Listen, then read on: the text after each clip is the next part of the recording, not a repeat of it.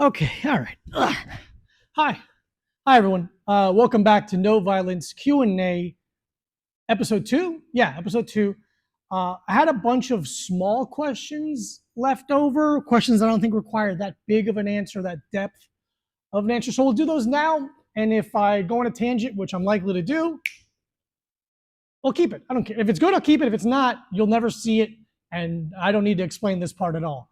So first of all, thank you for anyone who sent questions. If you ever have any mixed martial arts questions, street fight questions, jiu-jitsu questions, send them my way at this Diego Lopez.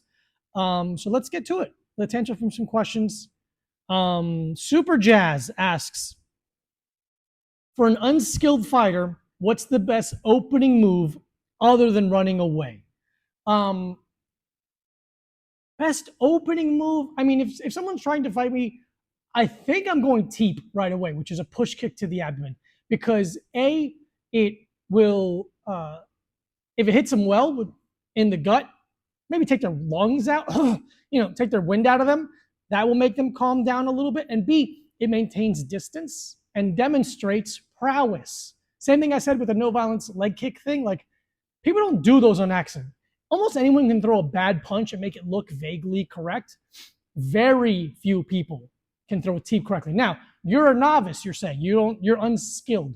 So I think just thinking about putting the ball of your foot into someone's stomach isn't the most technical thing. You're not going to be able to put your hips into it correctly. But an unskilled fighter shouldn't be fighting. Skilled fighters should be fighting. It's a lose-lose situation, but I would take a minute and just stand in front of my wall and just try and push the ball of my foot gently against the wall and see if I can time it well. But that'd be my opening move against someone. I don't want them to be able to breathe. I want to keep them away so they can't land a punch. That's a win-win in my book.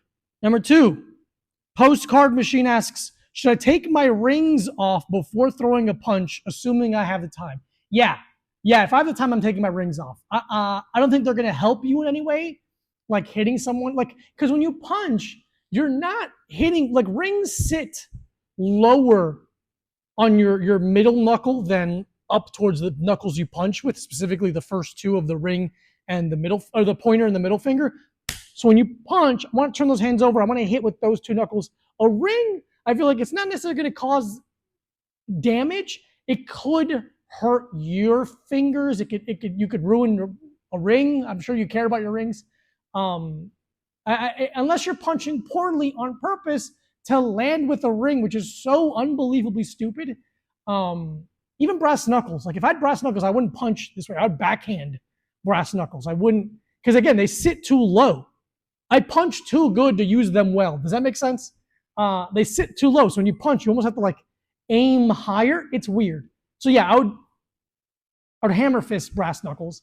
But rings, take them off if you have time. If you have time, you should also leave. A.E. Spanines, I don't know how you say your name, asks, favorite dominant position, mount, back mount, crucifix. My favorite position is technical mount, where I'll demonstrate.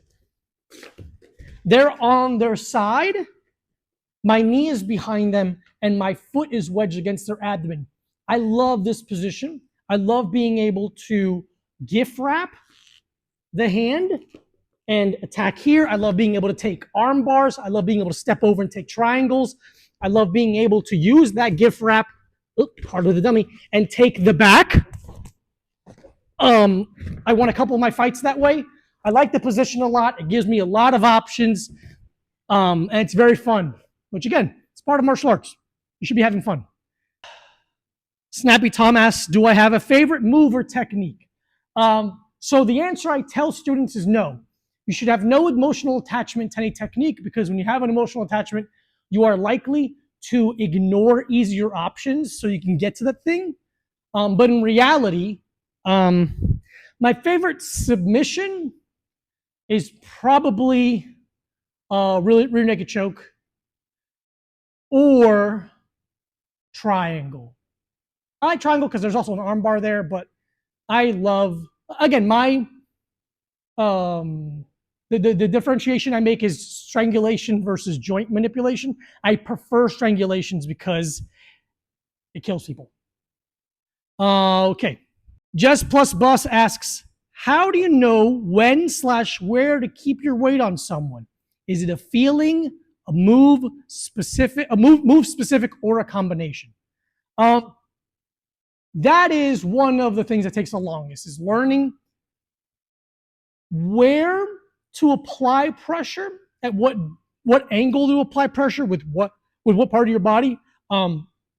You want to apply pressure with the ability to abort if they over rotate you and make you don't want to create so much pressure that you lose the position where they just roll you over because you're so stagnant in your angle of pressure. You want to be able to adjust that pressure based on what position they're in and what position they're likely to move towards. So try to think of top pressure almost like a wet towel where I suffocate and then will add more actual tension to it. But you want to be able to adjust and move with them. You want to be a consistent wave of pressure that can change based on how they move. And that is nuanced, which nuance takes skill and experience. It takes a long time. It's not technique specific. It is a skill, almost like it's the invisible learning of jiu-jitsu where you just can't see it. It's hard to teach it. It's just through experience, but it takes a long time. But trying to do it will get you closer to doing it. Jess Ashton asks, I started going to a boxing gym for classes 6 months ago, and now I'm very much in love and want to start one-on-one training for fights. Is 32 too old for that? No, as long as you have some realistic standards. So there are some athletic commissions that they have different they have different kind of caps for how old they will let someone compete. 32 is usually well underneath that. I think it's in the 40s that they start getting weird about. And no, you could start one-on-one training, start sparring a little bit, see how you feel. If you want to do maybe like, I don't know about your gym, you might have smokers in town where you could do like gym versus gym and like a glorified sparring situation where you still have headgear, you still have, 16-ounce gloves, blah, blah, blah, blah, blah. And that can still kind of give you the feeling of competition in a more realistic standard for starting so late. It's not late at all in the grand scheme of things, but absolutely not. By all means, if you're interested in it, if you have an interest and a passion to try it, try it. It will teach you a lot about yourself. Doe Connor 88 asks, when is a good circumstance to use a Muay Thai clinch in a street fight? So if you don't know, Muay Thai clinch is when you control their head with your arms and your elbows are in and forearms are pressed against their collarbone to break their posture. Knees and trips are very available from that.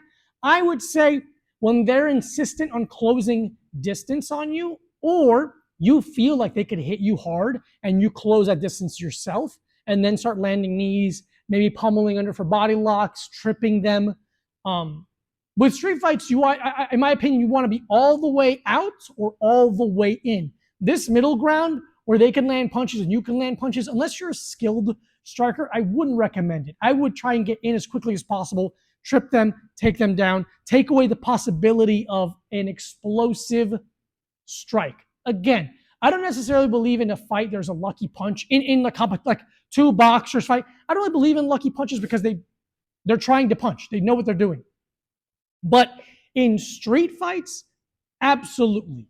Street fights are very, very scary because someone can throw something that you've never seen in terms of a pattern you're not used to, a trajectory you haven't seen or not accustomed to, and it will land flush. And BJ Penn got knocked out by like a bouncer, dude. It's scary. Do not risk it. All the way in or all the way out. Okay, Sean asks, okay. Why am I getting tapped so much now that I'm at blue belt? This is a very good, I literally just talked about this to my students. I just finished teaching. Why am I getting tapped so much at a blue belt? So there's a couple reasons why this could be happening. I'll go with my theory first. Number one, I believe that there's a wave of success people have at late white belt where all of their success, meaning not being tapped, has been based on tension, keeping their arms and limbs very, very protected and inside and keeping everything buried, and tension, keeping people away, pushing them away, shoving. So there's no nuance, there's no vulnerability. So that tension has provided you a safety net that once you try to progress in terms of trying to set up submissions, trying to pass guard, trying to, invert, all these things, they're no longer available. And now your actual skill set is shining through. And your actual skill set is not as good as you thought it was. And now you're getting tapped way more than you used to. Let's say, arbitrarily, in an hour of rolling, you used to get tapped 20, 25 times. Now it's up to 40, 45 times. That's because you haven't been using technique to defend. You've been using tension and physicality to defend, which, given, is an ingredient in technical defense, but it's not the main course. It's just a part of it.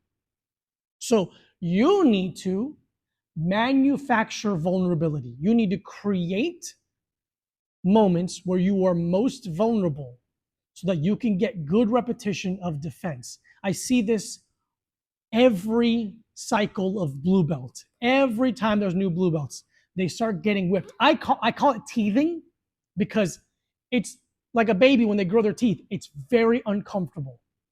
It hurts physically and emotionally. It's a really hard moment of growth that is uncomfortable. Teething. Look at me, so smart. So just think of this as teething. Just don't quit inside of that time. Don't quit. Get past that. Then you'll start seeing your jiu-jitsu be a little more genuine, a little more true. You'll start seeing what your technique, your skill set really is, because this is, unfortunately, an obstacle most people quit at, or even before that. There is a billion, so many. There's so many blue belts who don't do jiu-jitsu anymore. It's heartbreaking, and it's because they don't have the mental fortitude to progress past this type of discomfort. They're now getting tapped by people that they used to have an easy time with or were equal with, and now they're getting tapped a lot because their technique and skill set's good enough that they can implement options, but implementing offensive options requires movement and vulnerability, and now they're getting tapped a lot more, and it's heartbreaking. So that's my point of view. That's what I think is happening. Number two, what could be happening is now some of the students who are higher up, purple, blue, brown, they're going harder on you because now you've gotten good enough where you can take it. You should be taking it a little bit easy on white belts. Not smashing them with pressure, not tapping them every second you can. You want them to kind of learn how to tread water in calm waves. And then as you can trust that they can swim, then you want to build up the waves and go harder on them and make them learn how to deal with that discomfort and that pacing. So it could be one of those two. I bet it's the first one. I don't know you. I don't know where you train. But I'm sure it's that. Or a combination. Who am I? I'm nobody. So that's my advice. I hope it helps. Please continue to train. If you don't train jiu-jitsu, if you like my videos, if you like no violence and this is interesting to you, please start training. It's a beautiful usage of your time. And if you're in New York, come train here. Williamsburg MMA. Come train with me and my instructor, Roger Memedov. We have a great gym in Williamsburg, Brooklyn, 42A Dobbin Street. Thank you so much for watching. I appreciate it. Please comment below if you disagree or agree or have any insight that I may not have. Purple belts have taught me a lot. Blue belts have taught me a lot. I am in no means infallible. I'm technically an expert, but I don't have all the information. So if you have some, I'd love to hear it. Bye.